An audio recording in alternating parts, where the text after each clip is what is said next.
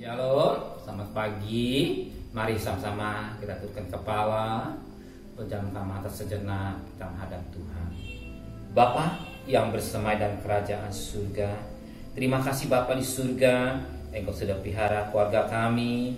Dan saat ini kami mengadakan mesbah keluarga, mesbah pribadi, dengan tidak kurang satu apapun juga. Pakai hamba-Mu dalam menyampaikan renungan firman Tuhan. Urapi kami, urapi hamba-Mu juga. Roh Kudus, kuasai hati dan pikiran kami. Biar setiap perkataan menjadi berkat buat kami semua. Dalam nama Tuhan Yesus Kristus, kami boleh menikmati firman-Mu. Amin. Shalom, selamat pagi kembali. Selamat bertemu dalam kasih Tuhan Yesus Kristus. Hari ini kita akan membaca Mazmur pasal 36 ayat pertama sampai ayat 13. Mazmur pasal 36 ayat pertama sampai ayat 13. Kefasikan orang berdosa dan kasih setia Allah. Untuk pemimpin berduaan dari hamba Tuhan dari Daud, dosa bertutur di lubuk hati orang fasik. Rasa takut kepada Allah tidak ada pada orang itu, sebab ia membujuk dirinya sampai orang mendapatinya kesalahannya dan membencinya. Perkataan dari mulutnya ialah kejahatan dan tipu daya. Ia berhenti berlaku bijaksana dan berbuat baik. Kejahatan dirancangnya di tempat tidur, ia menempatkan dirinya di jalan yang tidak baik. Apa yang jahat tidak ditolaknya. Ya Tuhan, kasih-Mu sampai ke langit, setiamu sampai ke awan, keadilanmu adalah seperti gunung-gunung Allah, hukummu bagaikan samudera yang hebat. Manusia dan hewan Kau selamatkan, ya Tuhan. Betapa berharga kasih setiamu, ya Allah. Anak-anak manusia berlindung dalam naungan sayap-Mu. Mereka mengenyangkan dirinya dengan lemak di rumah-Mu. Engkau memberi mereka minum dari sungai kesenangan-Mu. Sebab padamu ada sumber hayat. Di dalam terang-Mu kami melihat terang. Lanjutkanlah kasih setiamu bagi orang yang mengenal Engkau, dan keadilan-Mu bagi orang yang terus hati. Janganlah kira kaki orang-orang congkak menginjak aku, dan tangan orang fasik mengusir aku. Lihat, orang-orang yang melakukan kejahatan jatuh, mereka dibanting dan tidak dapat bangun lagi. Kita lihat ini bagaimana kefasikan orang berdosa yang sangat menarik. Dikatakan pada ayat 2, dosa bertutur di lubuk hati orang fasik. Jadi dosa bertutur di lubuk hati orang fasik. Rasa takut pada Allah tidak ada pada orang itu.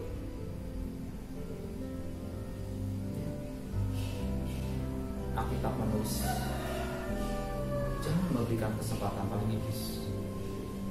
Bahkan Kejadian 4 ayat 7, dosa sudah mengintip di pintu hati kita. Kita harus berkuasa atas dosa ini.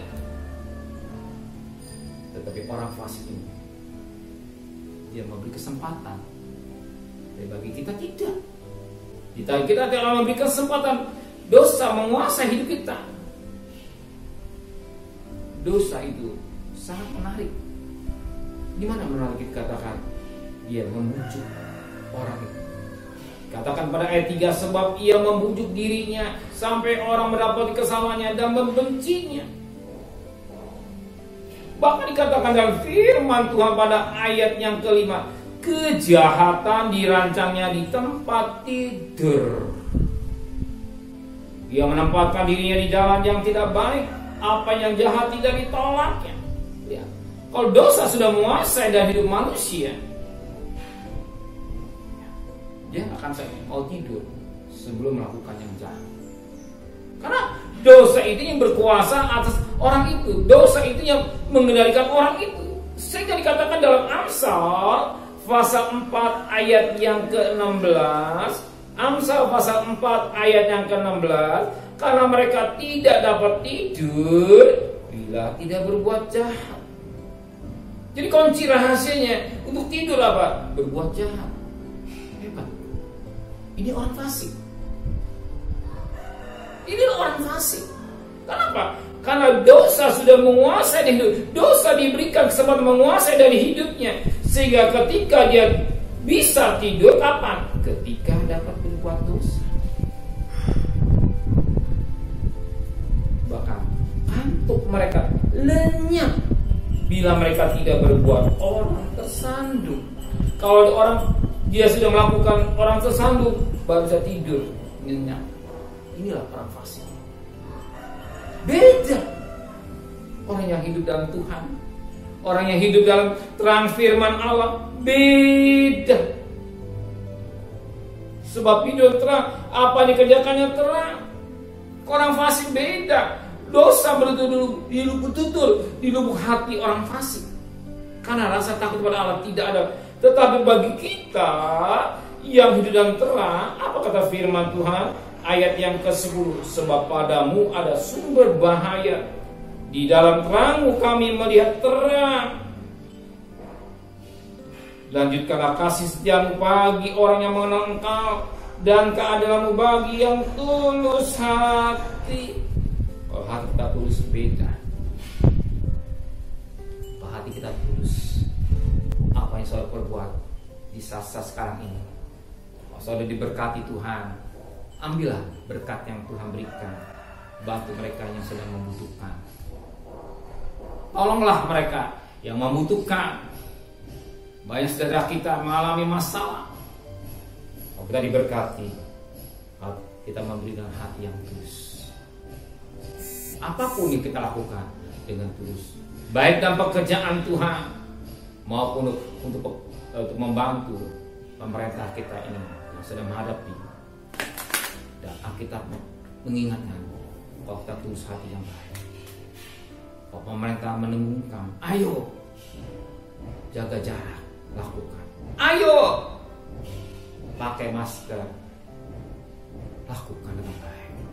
Cuci tangan, lakukan dengan baik. Tukar pakaian, lakukan dengan baik. Apa yang dipindahkan oleh pemerintah, lakukan dengan baik. Kenapa demikian? Kita harus taat. Sebab pemerintah ada wakil Allah.